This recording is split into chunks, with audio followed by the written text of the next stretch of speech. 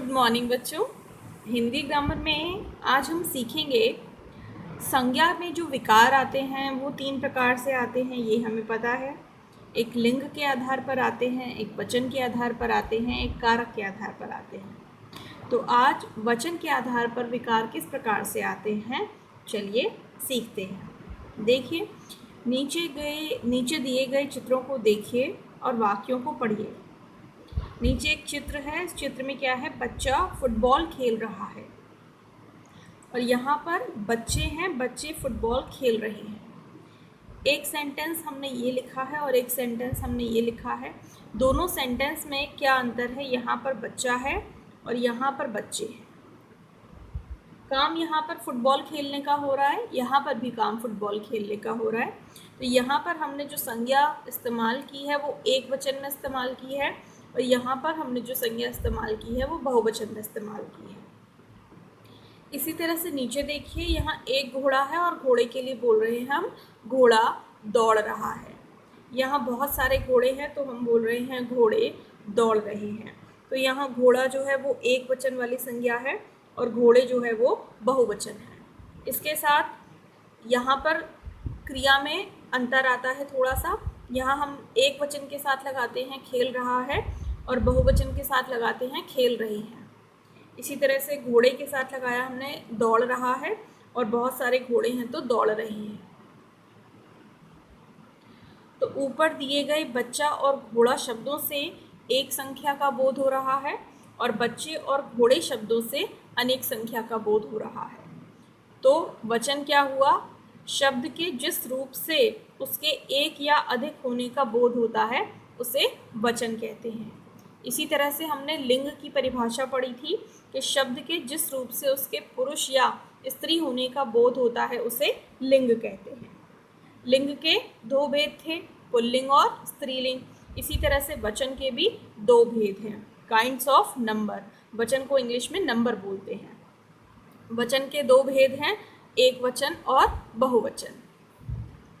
एक वचन को इंग्लिश में सिंगुलर बोलते हैं और बहुवचन को इंग्लिश में प्लूरल बोलते हैं। तो एक वचन की परिभाषा क्या है, देखिए, शब्द के जिस रूप से उसके एक होने का बोध होता है उसे एक वचन कहते हैं। जैसे कुर्सी, केला, घोड़ा, गाय, लड़की, पुस्तक, लोटा, मेज, जूता, ये सभी शब्द एक वचन में लिखे हुए हैं। और शब्द के जिस रूप से उसके अनेक होने का बोध होता है उसे बहुवचन कहते हैं। जैसे कुर्सियाँ, केले, घोड़े, गायें, लड़कियाँ, पुस्तकें, लोटे, मेजें और जूते। तो ये एक वचन वाली संज्ञा शब्द हैं और ये बहुवचन वाली संज्ञा शब्द हैं। आगे देखिए, वचन की पहचान। वचन की पहचान मुख्यतः 2 प्रकार से हो सकती है। वचन की पहचान कि ये एक वचन है या बहुवचन है, मुख्यतः 2 प्रकार से हो सकती है। 2 प्रकार से कैसे, पहली संज्ञा अथवा सर्वनाम के रूप से और दूसरी क्रिया के रूप से। वचन की पहचान हम 2 प्रकार से कर सकते हैं, पहली संज्ञा अथवा सर्वनाम के रूप से और दूसरी क्रिया के रूप से। जैसे यहाँ पर है लड़की पढ़ती है तो ये एक वचन है और यहाँ पर लड़कियाँ पढ़ती हैं तो ये बहुवचन है। वह खेल रही है एक वचन में है, वे खेल रही हैं बहुवचन में है। ठीक, क्रिया से कैसे करेंगे, जैसे बकरी घास चर रही है और बकरियां घास चर रही हैं। तो यहाँ पर देखिए, यहाँ है आया है और यहाँ है आया है पर क्या है, अनुस्वार लगा है, बिंदी लगी है। तो जहाँ है आएगा वो एक वचन के लिए आएगा और जहाँ है आएगा वो बहुवचन के लिए आएगा। पेड़ सेब से लदा है, एक वचन है, और पेड़ सेब से लदे हैं, कैसा वचन है, बहुवचन है। जबकि पेड़ दोनों में पेड़ ही है, पेड़ को हमने नहीं बदला है। ठीक, पेड़ सेब से लदा है और पेड़ सेब से लदे हैं, मतलब यहाँ पर बहुत सारे पेड़ हैं और यहाँ एक पेड़ है। तो इस तरह से हम क्रिया से भी पहचान सकते हैं कि बहुवचन है या एक वचन है, और संज्ञा और सर्वनाम शब्दों से भी पहचान सकते हैं कि ये बहुवचन है या एक वचन है। उसके बाद हमको सीखना होता है कि हम एक वचन वाले शब्दों को बहुवचन में कैसे चेंज करें। तो बहुवचन बनाते समय कुछ आकारांत स्त्रीलिंग शब्दों में, आकारांत का मतलब जिनके अंत में आ आता है, अकारांत, तो उन शब्दों में हम क्या करते हैं, अ को ए में बदल दिया जाता है। ये तो हम जानते हैं। जैसे पुस्तक शब्द है, एक वचन का शब्द है, बहुवचन बनाएंगे तो क्या हो जाएगा, ए में बदल जाएगा, पुस्तकें हो जाएगा। आँख है, एक से ज़्यादा है तो आँखें। दवात है, दवातें। आपको मालूम है दवात क्या होता है? द से दवात वर्णमाला में पहले बच्चे पढ़ते थे, है ना, द से दवात। जिसको भी पता है वो कमेंट सेक्शन में मुझे लिख के बताना कि दवात का मीनिंग क्या होता है, ठीक है। चप्पल बहुवचन में बनाएंगे चप्पलें। रात बहुवचन में रातें। चाल बहुवचन में चालें। बहन बहनें। कलम कलमें। साइकिल साइकिलें। तो ये एक वचन से बहुवचन में हमने शब्दों को बदला है। स्त्रीलिंग शब्दों में अंतिम आ के बाद ए लगा दिया जाता है। जैसे अगर अंतिम आ है, आ बड़ा आ है तो कला, कला से बन गया कलाएं। कथा से कथाएं। सभा से सभाएं। वाधा से वाधाएं। विद्या से विद्याएं। माता से माताएं। कन्या से कन्याएं। कविता से कविताएं। और महिला से महिलाएं।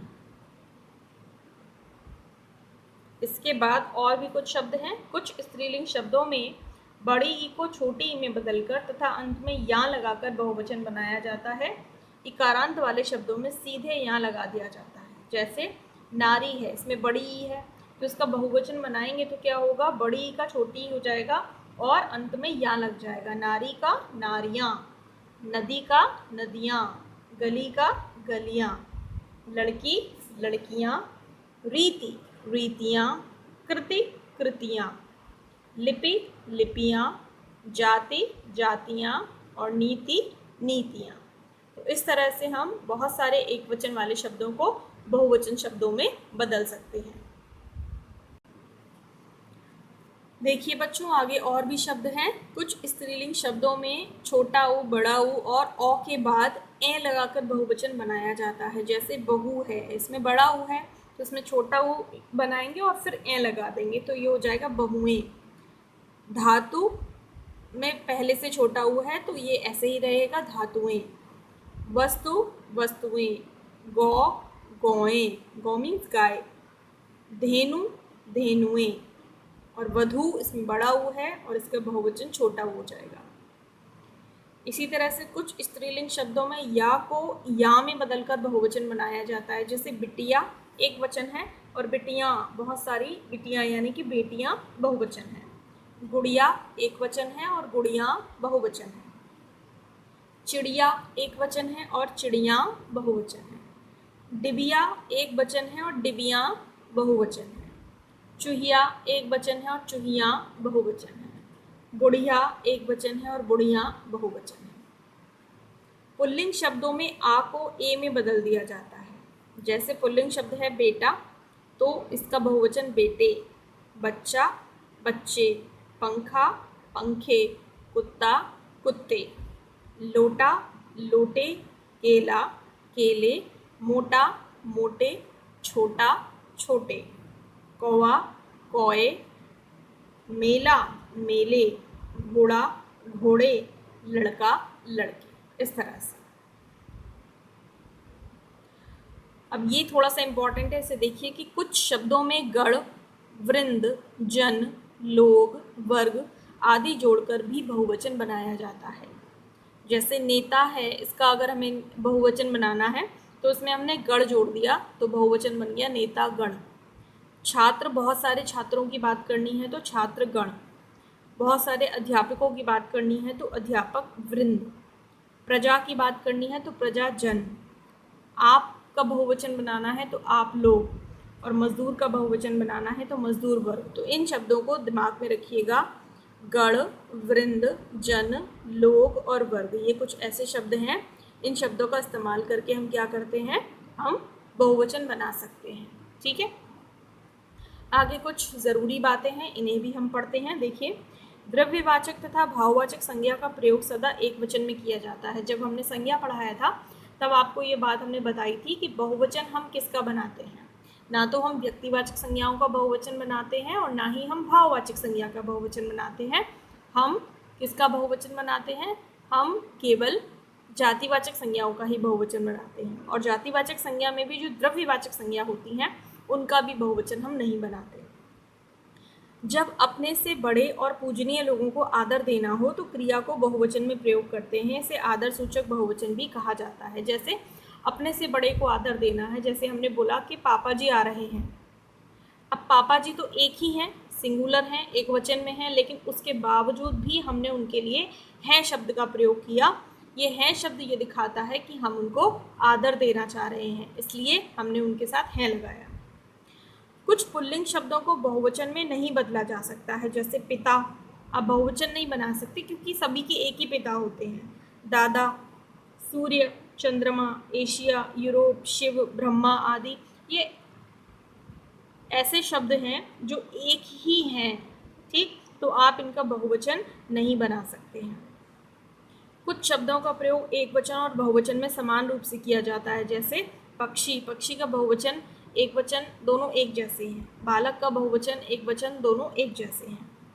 सभ्य एवं शिष्ट लोग एक वचन में तू के स्थान पर तुम अथवा आप का प्रयोग करते हैं। वैसे तो तू एक वचन का है और जो तुम शब्द है, आप शब्द है, वो बहुवचन का है, लेकिन हम लोगों को ऐसी भाषा बोलनी शोभनीय नहीं लगती है, तो हम तू बात ना करके तुम या आप करके बात करते हैं। कुछ शब्द सदैव बहुवचन के रूप में प्रयोग होते हैं, जैसे बाल। एक बाल की बात तो कहीं आती नहीं है, हमेशा सारे बालों की बात आती है, तो ये बहुवचन वाले शब्द हैं। ये आंसू हैं, बहुवचन वाले शब्द हैं। प्राण हैं, बहुवचन वाले शब्द हैं। जाति, दल अथवा वर्ग को सदैव एक वचन में प्रयुक्त किया जाता है। जाति, दल अथवा वर्ग को सदैव एक वचन में प्रयोग किया जाता है। स्वयं को ऊंचा या बड़ा जताने के लिए कुछ लोग मैं के स्थान पर हम का प्रयोग करते हैं। आपने देखा होगा बहुत सारे लोग अपने लिए हम का प्रयोग करते हैं, है ना। जैसे बोलते हैं हमें पसंद नहीं है, मतलब वो ये कहना चाह रहे हैं कि मुझे पसंद नहीं है। सदैव बहुवचन में प्रयोग होने वाले शब्द कुछ ऊपर आए थे, कुछ नीचे दिए गए हैं। देखिए, आंसू, लोग, दर्शन, समाचार, प्राण, हस्ताक्षर, केश, होश, दाम आदि शब्द जो हैं वो हमेशा बहुवचन में ही प्रयोग किए जाते हैं। हम ये बोलते हैं दाम क्या हैं, दाम क्या हैं, क्या है लगा दिया तो बहुवचन हो गया। ये एक वचन में पानी प्रयोग हो रहा है, झूठ प्रयोग हो रहा है, सच है, सहायता है, आकाश है, वर्षा है, जनता है, घी है, ये सभी शब्द एक वचन में प्रयोग होते हैं। देखिए, मैं स्पष्ट बोलूँ तो आप इन्हें याद तो नहीं कर सकते हैं, लेकिन आप इन्हें एक बार पढ़कर अपने दिमाग में ये डाल सकते हैं कि हिंदी व्याकरण क्या है और हिंदी व्याकरण में आपको क्या क्या चीज़ें सीखने मिलती हैं। अभी आपसे मैं बोल दूं कि आप इसे याद कर लीजिए कि बहुवचन में प्रयोग होने वाले शब्द कौन से हैं, एक वचन में प्रयोग होने वाले कौन से शब्द हैं, तो ये आपकी मदद नहीं करेंगे। लेकिन जब किसी वाक्य में इन शब्दों का प्रयोग हम करते हैं तो वहाँ हमें पहचान में आना चाहिए कि प्रयोग किस प्रकार से हुआ है, बहुवचन में प्रयोग हुआ है या एक वचन में प्रयोग हुआ है। तो एक बार ध्यान से किसी चीज़ को पढ़ लेना और सुन लेना ज़रूरी होता है। ये मत सोचिए कि आप इन्हें याद नहीं कर सकते हैं, ऐसे तो आपको याद नहीं रहने वाले हैं, तो आप इन्हें ना सुनें, आप वीडियो को पूरा ना देखें। वीडियो को पूरा ज़रूर देखें, जिससे ये पता लग जाए कि ये चीज़ें भी पढ़ने की होती हैं, इन्हें पढ़ना भी ज़रूरी होता है। इसमें से जितनी चीज़ें आपके काम की रहेंगी वो वैसे भी आपके साथ आगे चली जाएंगी, और जो काम की नहीं रहेंगी वो ऑलरेडी पीछे छूट जाएंगी। आपको अपनी तरफ से ज़्यादा सोचने की इसमें कोई आवश्यकता नहीं है, ठीक है। तो ये वचन की पूरी लिस्ट थी। अब आप लोग क्या करेंगे, अब आप लोग इस पूरी लिस्ट को अपनी नोटबुक में बनाएंगे। एक वचन वाले सारे शब्दों को एक साथ उतार लीजिए और फिर अपनी बुक को क्लोज करके उनके बहुवचन जो हैं वो आप अपनी तरफ से बनाएंगे। इसमें आपको कोई भी चीटिंग नहीं करनी है, ठीक है। देख कर बनाएंगे तो सीख नहीं पाएंगे, इसलिए आपको क्या करना है, आपको बिना देखे बनाना है। याद भी नहीं करना है, आपको सीखना है कि बस बहुवचन में बनाने के लिए हम क्या करते हैं। आप ईमानदारी से अपने काम को करेंगे तो ज़रूर सीखेंगे। अब हमारा एक टॉपिक और बचता है इस चैप्टर में, वो है कारक का, और जो कि बहुत ही महत्वपूर्ण टॉपिक है। तो कारक को हम बहुत ध्यान से पढ़ेंगे अगले वीडियो में। तब तक आप अपना वर्क कंप्लीट कीजिए। Till then take care of yourself, bye bye.